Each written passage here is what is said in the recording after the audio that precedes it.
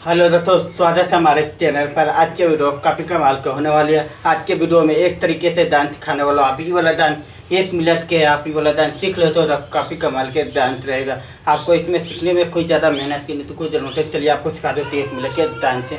तो आपको ये वाला डांस सीख के कोई भी भक्ति गाना में कोई भी गा रहा है, माँ के दरबार में, भोला बाबा के दरबार में, कोई भी भगवान के दरबार में आप जाते हो तो ये वाला डांस कर सकते हो। बहुत आसान तरीके से आप भी कर सकते हो। तो चलिए आपको दिखा देता हूँ एक तरीके से डांस है।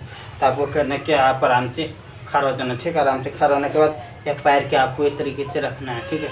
पैर के आपको एक तरीके से नचाना है, ठीक है। जितना हो सके उतना करना आपको, ठीक है। उसके बाद दोनों हाथ लेके ऐसे ले लेना हाथ, ठीक है। आराम से चल लेना,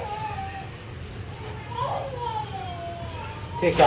आराम से हाथ आके पर नीचे, फिर ऊपर, फिर नीचे, फिर ऊपर, ठीक है। उसके बाद कमर की आपको ऐसे घुमाना है, ठीक है। उसके बाद आराम से हाथ हरिए पहले, ठीक है। इस तरीके से करना है। तो चलिए एक बार फाड़ करके आपको दिखा देता हूँ।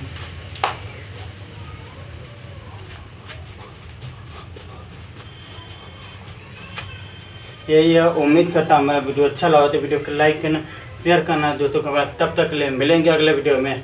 बाय।